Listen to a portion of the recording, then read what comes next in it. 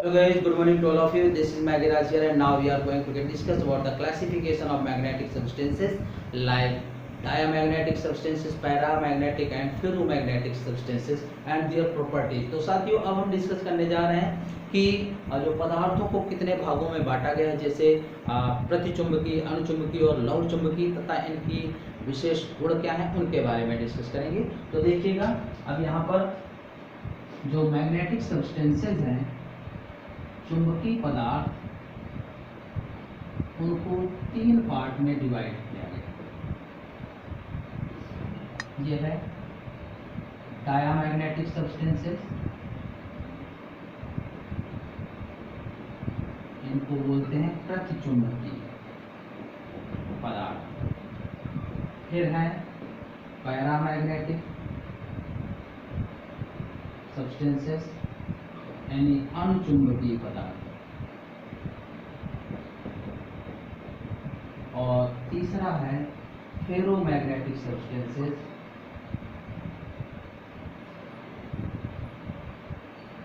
लौह चुंबकीय पदार्थ।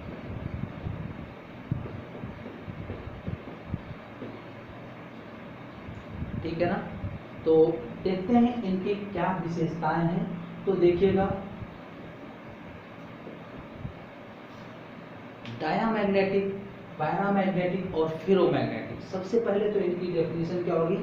तो diamagnetic substances are those substances which are feebly magnetized in the direction of strong magnetic field और strong external magnetic field। यानी ये वे चुंबकीय पदार्थ होते हैं जो किसी बाह्य चुंबकीय क्षेत्र में रखने पर क्षेत्र की विपरीत दिशा में क्षीण चुंबकित हो जाते हैं। Those substances which are feebly magnetized in opposite direction of the strong external magnetic field। Okay, यानी इनकी जो टेंडेंसी होती है कुछ इस तरीके से होती है, ये ऐसे डायमैग्नेटिक सब्सटेंस है। ठीक है ना। तो ध्यान रखिएगा, इसके एग्जाम्पल होंगे जो copper, zinc, silver, Ag, Au and bismuth, ये इसके एग्जाम्पल हैं। ठीक है ना। अब पैरामैग्नेटिक क्या होगा, इसका अपोजिट है, यानी those substances which are feebly magnetised in direction of strong external magnetic field, यानी वे पदार्थ जो बाह्य चुंबकीय क्षेत्र की दिशा में ही क्षीण चुंबकित हो जाते हैं, पैरामैग्नेटिक सब्सटेंसेस कहलाते हैं। ठीक है ना। तो इनके जो एग्जाम्पल हैं वो हैं aluminium, zinc, CuCl2, H2O and O2HDP। तो ये हो जाएंगे। ठीक है ना, ये इनके एग्जाम्पल हो जाएंगे। और जो फेरोमैग्नेटिक सब्सटेंसेस हैं और दो substances which are strongly magnetised in direction of external magnetic field, यानी ये वे पदार्थ होते हैं जो वायु चुंबकीय क्षेत्र की दिशा में प्रबल चुंबकित हो जाते हैं, फेरोमैग्नेटिक सब्सटेंसेस या लौह चुंबकीय पदार्थ कहलाते हैं। इनके एग्जाम्पल हो जाएंगे Fe nickel, cobalt, Fe2O3, Fe3O4 etcetera, ये इसके एग्जाम्पल हो जाएंगे। ठीक है ना। तो चलिए हम कुछ इनकी प्रॉपर्टीज के बारे में डिस्कस करते हैं वन बाय वन। तो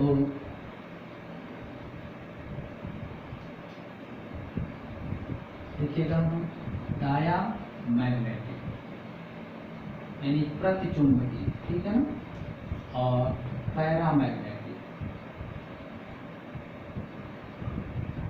अणुचुंबकीय, ये दोनों एक दूसरे के अल्टरनेटिव रहते हैं, इसलिए इनको एक साथ ही डिस्कस कर रहे हैं। तो देखिएगा इनके जो आपने प्रॉपर्टीज में देख रहे हैं, तो इनकी जो प्रॉपर्टीज होती है, डायमैग्नेटिक सब्सटेंस है, तो ये कुछ इस तरीके की टेंडेंसी हमने शो किया ऐसे। ठीक है ना। तो इनमें क्या होगा, इस तरीके से, ये पैरामैग्नेटिक सब्सटेंसेस से एग्जांपल हमने पहले नोट कर लिए थे। ठीक है ना। ये इसमें क्या है, डायामैग्नेटिक सब्सटेंसेस में ये इस तरीके से अपोजिट स्पिन के 2 इलेक्ट्रॉन होते हैं, यानी ये और ये भी इलेक्ट्रॉन है और ये भी इलेक्ट्रॉन है। इलेक्ट्रॉन पेयर होते हैं, बट इसमें इलेक्ट्रॉन पेयर नहीं होते। Electron pair with opposite spin, यानी विपरीत चक्रण के इलेक्ट्रॉन सम होते हैं, इसीलिए इनका नेट चुंबकीय आघूर्ण, जिसे बोलते हैं मैग्नेटिक मोमेंट, वो क्या होता है, जीरो होता है, नेट कह सकते हैं। परिणामी चुंबकीय आघूर्ण जीरो होता है, लेकिन इसमें इलेक्ट्रॉन पेयर नहीं होते हैं। Pair is not electron pair at its M net,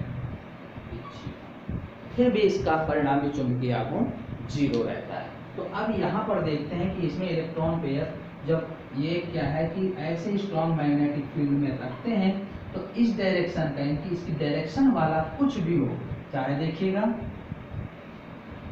इस दिशा में अगर हम एंगुलर वेलोसिटी ले लें तो ओमेगा 2, तो ओमेगा 2 ग्रेटर ओमेगा 1 होगा, या लीनियर वेलोसिटी ले लें तो v2 ग्रेटर v1 होगा, ठीक है ना, या चुंबकीय आघूर्ण ले लें तो m2 ग्रेटर m1 होगा। तो कुछ भी होगा, विपरीत दिशा वाला इसकी दिशा वाले इलेक्ट्रॉन की तुलना में ज्यादा होगा। The angular velocity will be greater of the opposite direction of the electron with respect to the direction of electron in external magnetic field, ठीक है। तो ये सिचुएशन होगी। तो इसी वजह से ये अपोजिट डायरेक्शन में फीबली मैग्नेटाइज्ड होता है, क्षीण चुंबकित होता है, ठीक है ना। अब देखते हैं इसमें क्या है कि ये कोई कंटेनर है और इस कंटेनर में हमने ये कोई डायामैग्नेटिक सब्सटेंस रख दिया, प्रतिचुंबकीय पदार्थ है, और इसके बीच का अगर हम गैप बढ़ा दें कंटेनर के, ये ऐसा कर दें तो इसकी शेप जो है ऐसे हो जाएगी। लेकिन इसमें क्या है, ये है इस तरीके से, तो इसको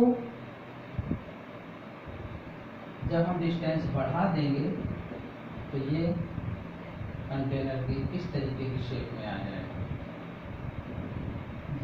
ये कैसा है, अनचुंबकीय पदार्थ,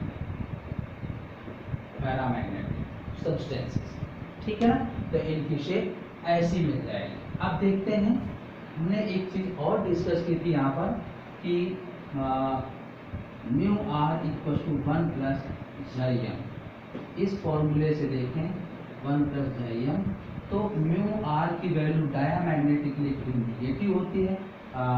तो आप देखिएगा इस तरीके से लेस देन 1 होगी, म्यू आर लेस देन 1, तो जाइम equal to mu R minus 1, यानी लेस देन 1 माइनस 1 करेंगे तो ये कैसी वैल्यू आएगी, निगेटिव। और इसी तरीके से यहाँ पर जो म्यू आर की वैल्यू होती है वो ग्रेटर 1 होती है, तो जाइम जब निकालेंगे तो म्यू आर माइनस 1 यानी ग्रेटर 1 माइनस 1, तो कैसी वैल्यू आएगी, पॉजिटिव। तो ध्यान रखिएगा, डायामैग्नेटिक यानी प्रतिचुंबकीय पदार्थों के लिए जाइम का मान ऋणात्मक और म्यू आर का मान लेस देन 1, और अनुचुंबकीय पदार्थों के लिए म्यू आर का मान ग्रेटर देन 1 और जाइम की वैल्यू पॉजिटिव होती है, ठीक है ना।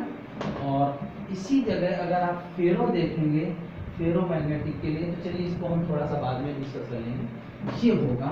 तो इसी में से हम एक और देखेंगे, माइसनर इफेक्ट, माइसनर प्रभाव, ठीक है ना। तो माइसनर इफेक्ट क्या होता है कि ये सुपरकंडक्टर, ये ऐसी धातुएं होती हैं, those metals which shows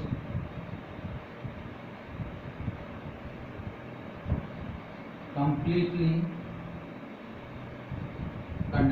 their conductivity and diamagnetism, यानी ये वे पदार्थ होते हैं जिनको ज़्यादा ताप तक ठंडा कर दें अगर, यानी वे धातुएं होती हैं सुपर कंडक्टर्स, अतिचालक, ठीक है ना, जो कि बहुत निम्न ताप तक ठंडा करने पर पूर्ण चालकता और पूर्ण प्रतिचुंबकत्व का गुण प्रदर्शित करते हैं। और ये होता क्या है, m -1 और μr = 0। इसी को बोला गया है माइसनर प्रभाव या माइसनर इफेक्ट। इसकी स्पेसिफिक कंडीशन है ये, ठीक है ना। तो ध्यान रखिएगा कि माइसनर प्रभाव क्या होता है। ये जो है प्रतिचुंबकीय पदार्थों का विशेष गुण है, उदाहरण है जिसे हम बोलते हैं अतिचालक। अतिचालक ऐसी धातुएं होती हैं जिनको अधिक ताप तक ठंडा कर दें तो ये पूर्ण चालकता और पूर्ण प्रतिचुंबकत्व का गुण प्रदर्शित करते हैं, अर्थात m = -1 और μr की value 0। So super conductor is the specific example of diamagnetic substances in which these are those metals which if they cooled up to a very low temperature then it shows complete their conductivity and their diamagnetism property. So that is m = -1 and μr = 0. So this effect is known as Meissner effect. तो इसे हम माइसनर प्रभाव कहते हैं। अब आइए हम देखेंगे कि फेरोमैग्नेटिक क्या होते हैं। लौह चुंबकीय पदार्थ, तो देखिएगा इनके बारे में हमने डिस्कस किया था कि FeNiCO, Fe2O3 एंड Fe3O4 ये इसके एग्जाम्पल्स हैं, ठीक है ना। और इनमें जो एक्सप्लेनेशन है वो किसके थ्रू है कि लौह चुंबकीय पदार्थों की व्याख्या डोमेन्स थ्योरी से की गई है। डोमेनों द्वारा व्याख्या। अब डोमेन में क्या है, इसका साइज क्या होता है, तो देखिएगा इसका आकार जो होता है 1 mm होता है और एक परमाणु में एक डोमेन जो है रखता है 10⁻11 एटम। एक डोमेन में 10⁻11 परमाणु होते हैं, रह सकते हैं, तो ये होते हैं डोमेन। और इसका एक्सप्लेनेशन जो किया गया वो 2 विधियों द्वारा किया गया है, विस्थापन विधि यानी डिस्प्लेसमेंट मेथड और घूर्णन विधि रोटेशनल मेथड।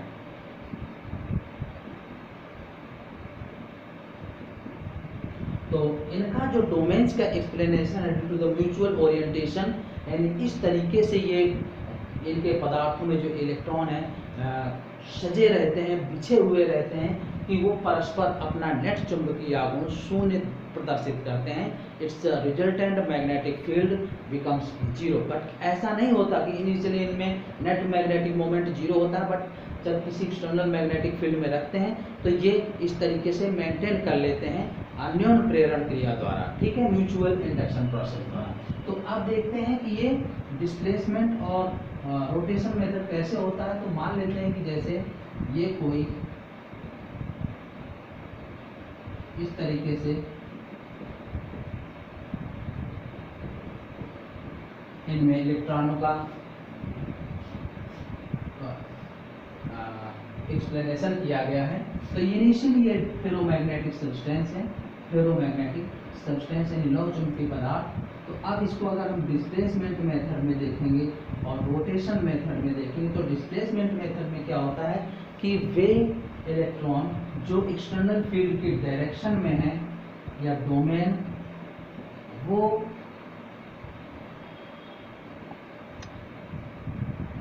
सबसे ज़्यादा डिस्प्लेसमेंट कवर कर लेते हैं और बाकी सारे इलेक्ट्रॉन्स को या डोमेन्स को थोड़ी थोड़ी जगह में अलाइन करा देते हैं, ठीक है ना। इसी तरीके से इसमें क्या होता है रोटेशन मेथड में कि जब इनको एक्सटर्नल फील्ड में रखते हैं बाह्य चुंबकीय क्षेत्र में, तो ये सभी डोमेन क्षेत्र की दिशा में ही संरेखित हो जाते हैं। And if placed, this means ferromagnetic substance placed in the external magnetic field, then all the domains align in the direction of strong magnetic field or external magnetic field. So this process is known as rotational method, and that is the displacement. Okay.